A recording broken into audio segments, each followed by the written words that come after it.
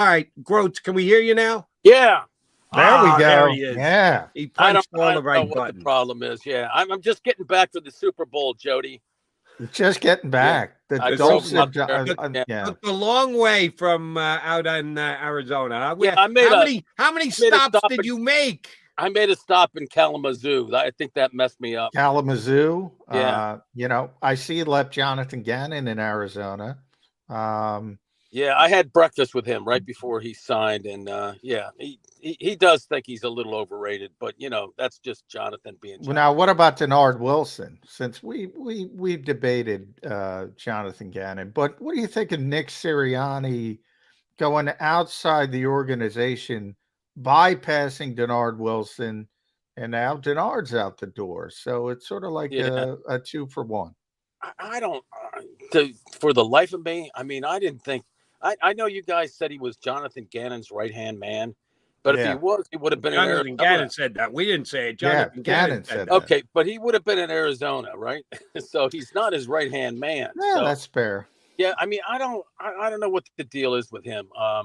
The defensive backs and that. I don't know.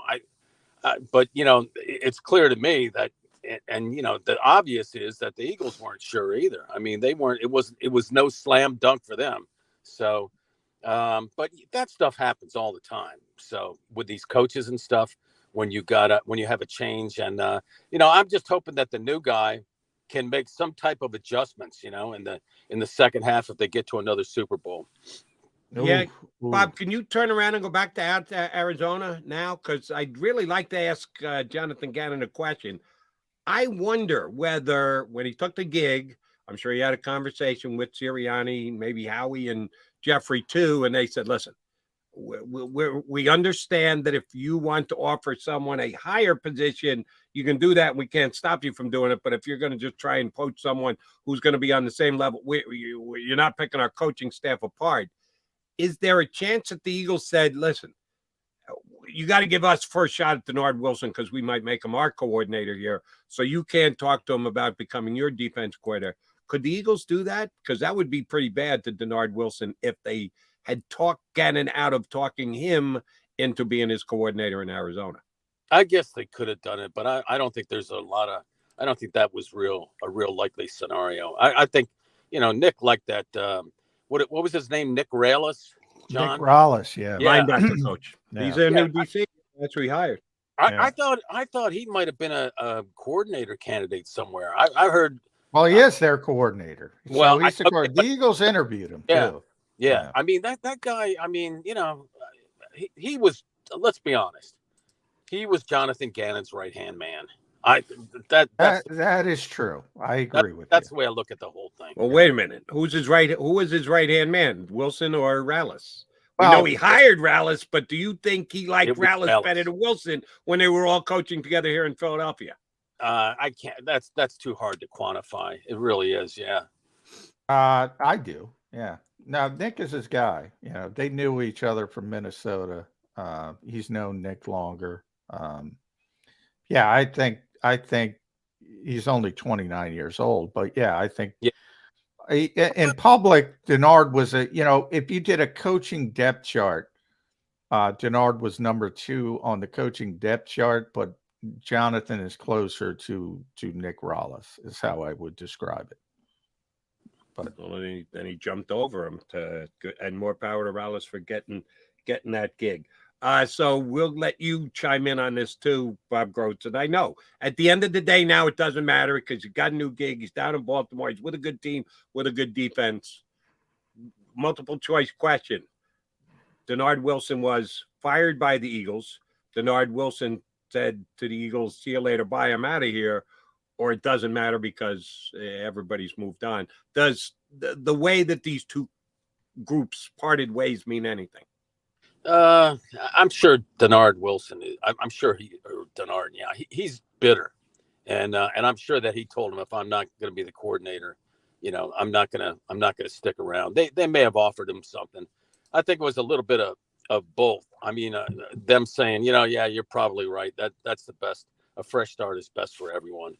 But in the big scheme, grand scheme of things, I don't think the Eagles are going to be worrying about having to face Dennard Wilson in the Super Bowl anytime soon. So the Baltimore's a pretty good team if they could figure out. Good as they are, though. They have a quarterback problem. Well, now. they got to figure out. The guy's bitter. He's mad. He wouldn't play last year, and that style of play. I mean, you gotta. I think the quarterbacks that run a lot, I think they better win it early in their careers because you're saying about Jalen Hurts then? Yeah. Well, you know what? This is what bothers me about the whole Gannon thing.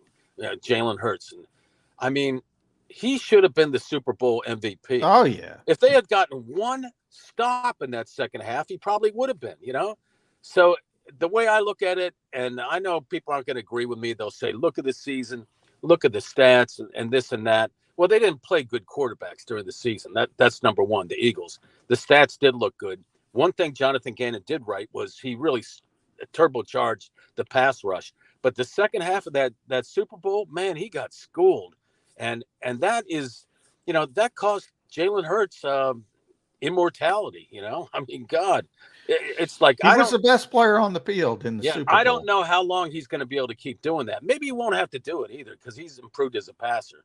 So, but it's pretty clear if you want to beat the Eagles, you got to put shots on Jalen Hurts, and that's not going to change.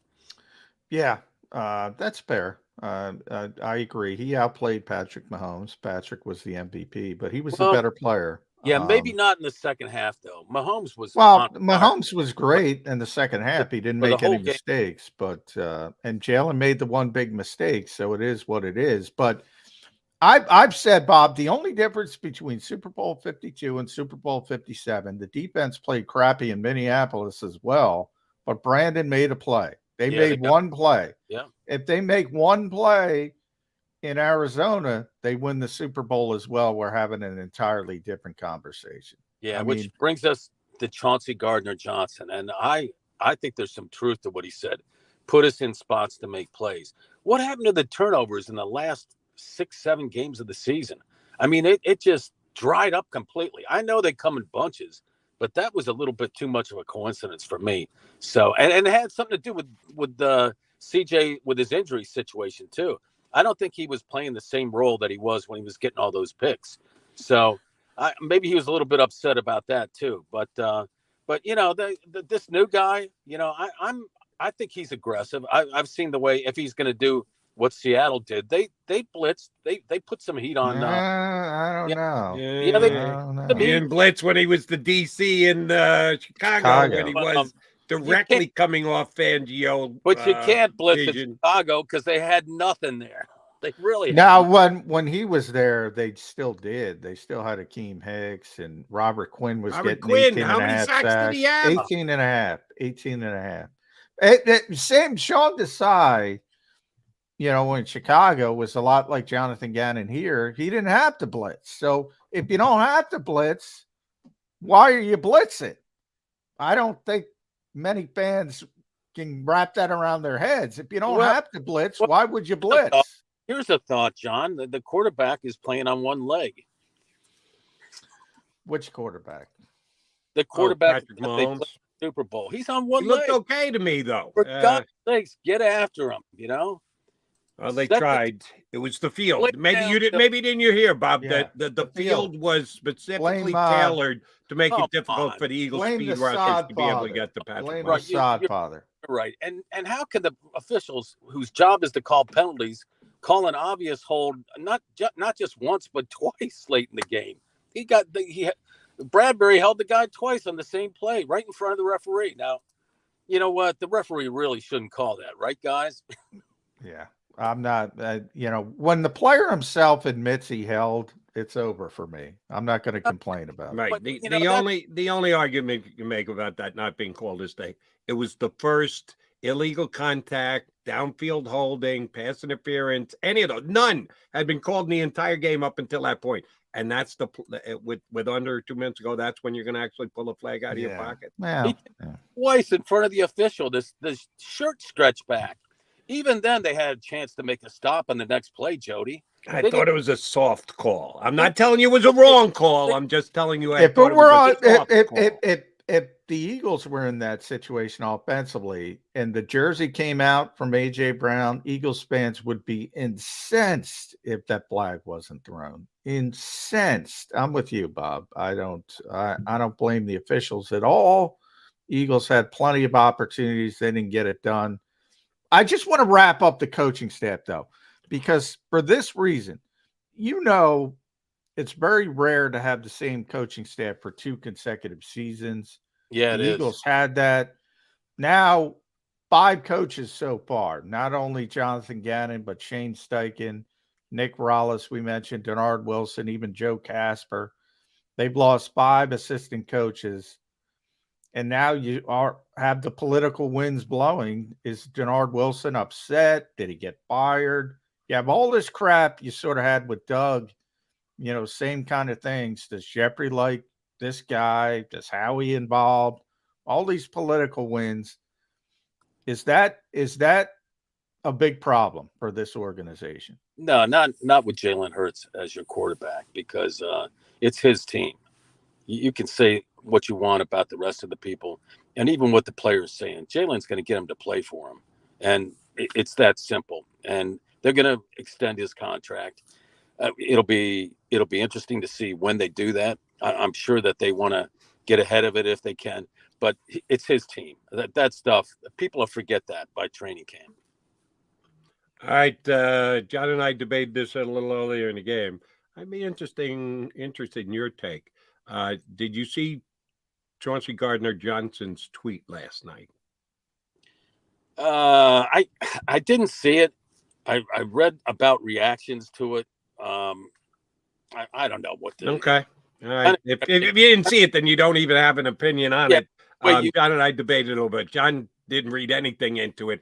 I read into it that he's laying the groundwork to potentially become an ex-Philadelphia Eagle, and it was a quasi goodbye. Not that it can't change, not that he can't do a 180 and absolutely come back and play for the Eagles. And it wasn't a definitive goodbye, but it was opening the door to a goodbye. Do you think the Eagles will go to the level it takes to get CJ Gardner-Johnson back here? Well, I don't think he's going to take a discount. Let me put it that way. I mean, he tied for the league in interceptions, and he really shouldn't. That is not a premium position for the Eagles. The kind of hybrid role that they have. Personally, I would pay him. It's going to be that secondary is really going to change. I think they got some issues back there. Slay, if he doesn't renegotiate, what do you do? It doesn't sound like he's real happy right now, Slay. And no, not if they bring in Matt Patricia. Well, yeah, I mean, that maybe that's part of the. I mean, I think he could still coexist, but and by the way, that Patricia thing, why does everybody, the guy would coach linebackers? Why do people think it's a bad idea to coach the Eagles linebackers? I don't get that, I mean, since you ask, I'll answer. He was a head coach in the NFL. Last year, he was calling the plays. Right. So now he's down to being a linebacker coach. If you don't think that's a step backwards, you're kidding yourself. He was a great linebackers coach. They developed some great linebackers when he was there. So are you saying he'd be capable of doing it, or are you saying maybe I misunderstood the point you were trying to make? I think why would he want to go backwards is my question. Why would he want to come here and just coach the linebackers? Not that he wouldn't be good at it, but going from head coach to coordinator to positional coach, his coaching career is going in a direction and it's backwards, and that would include a step backwards here in Philadelphia. You can't sometimes you got to take a couple of steps. Yeah. Well, I agree. He's a good positional coach. He's a good linebackers coach. But yeah, from his perspective, he's going backward. Jody. Yeah, right. No question about that. Guys, they had some great linebacker play there, and they had it with guys that were second, third, and even mostly second and third day picks. And I'm all in favor of that. I think if you got to ruffle some feathers to do it, go ahead. I mean, but what is it that important to ruffle the feathers of a team captain, a guy who's a big part of the locker room, a guy who's a big part of the team, who obviously has got a big problem with Matt. Even remember, I always bring this up, Bob. Remember when Jim Schwartz was trying to compliment DK Metcalf and compared him to Calvin Johnson? And I don't even think DK knew who Calvin Johnson was. And it was like, Jim essentially said, "You're the closest thing I've seen to Calvin Johnson since Calvin Johnson." And DK took that as a slight, and it was a compliment. Do you think the same thing happened to Patricia? Because the whole story is Darius was working out with Richard Sherman and another good corner, but I forget the other good corner. And he said, "You're not there yet," but it was yet. And he had only been the one Pro Bowl. Sherman was an All-Pro at the time. Do you think it's sort of that kind of thing? Yeah, I think that Darius, he's gonna, as much as he's contributed to the Eagles, he's just got to suck it up. I mean, come on. I think they asked him to take a pay cut, not a pay cut, but they wanted him to restructure and maybe even do one of those Fletcher Cox type of deals. Who knows? I mean, and I think he might have been a little bit upset about that or something. And then somehow his agent found out. This is my theory, that they had spoken to Patricia, about possibly joining the staff. And I think that's how it got out there. That's what I believe.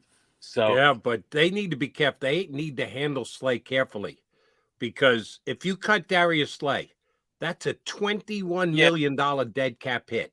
You'd only be saving $4 million. His cap hit this year coming up is low 26s.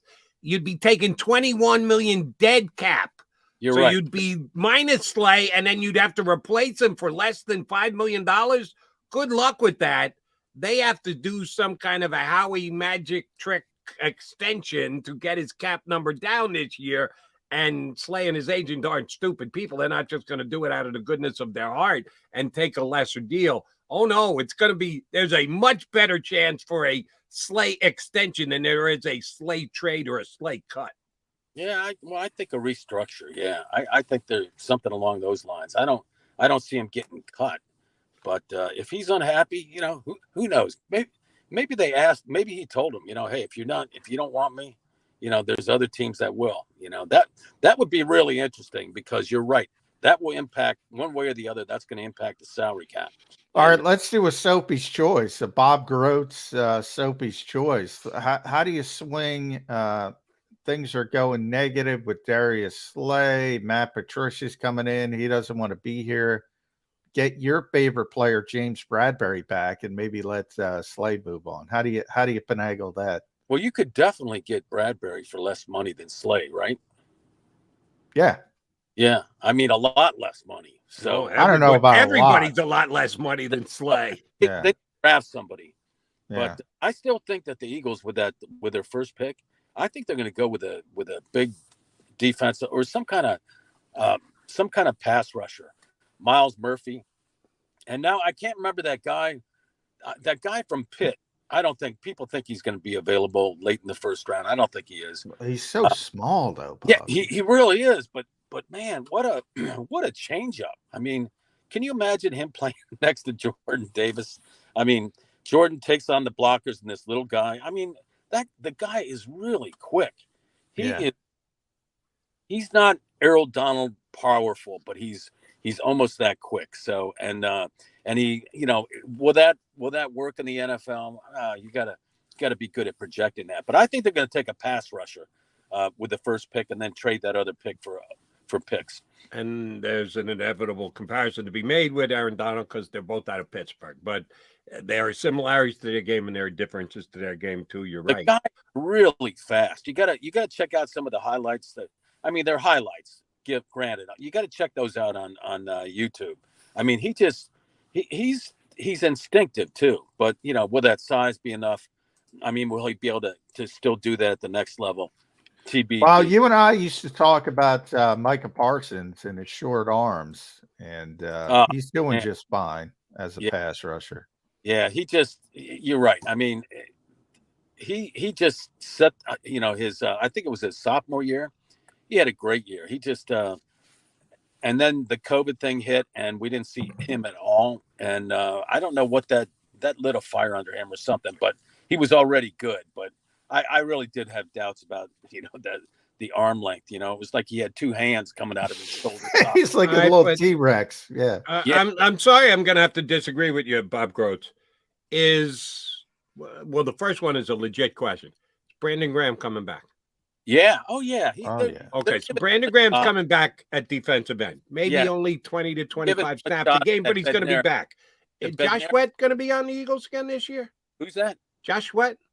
Oh, yeah. Oh, okay. He's going to be there. They're not that Reddick guy who was a defensive player of the year, he's going to be a defensive end for the Eagles, right? Right. All you need is that inside push, Jody. And Derek Barnett is back again next year. Come on, he's still under contract. He's going to be back and giving them edge pressure. They've already got 4 guys. What are they going to take another edge guy for? You don't have to worry about dead cap money with him. No, you don't. And remember, Jody, this year's a perfect example. Jordan Davis, Cam Jurgens, Nakobe Dean. The Eagles aren't necessarily going to take a player that has to play right away. Now, if they're taking a guy at number 10, they want him to play right away. But they've proven again and again. I mean, they'll take a guy. Speaking of edge rusher, because I think they might take an edge rusher. I think it's edge rusher or cornerback at number 10. I think it's either or, depending on how the board falls. And if they think the better edge rusher is the better player, they'll take him. Even if they have more depth, they'll take him. Yeah, but the difference this year than previous years is they got more holes in the starting lineup. Potential holes. We shouldn't say that yet. We got to see how free agency plays itself out. But they could literally be replacing 2 safeties, a linebacker, and a cornerback. Jody, this is still a playoff team. They could lose all 18 of those free agents and contend for the NFC title. I mean, they still have that talent. They have the quarterback and they have a high-powered offense. That's basically how they won games this past year. The pass rush after Jalen got them a lead, the pass rush would kick in. So they still had those components.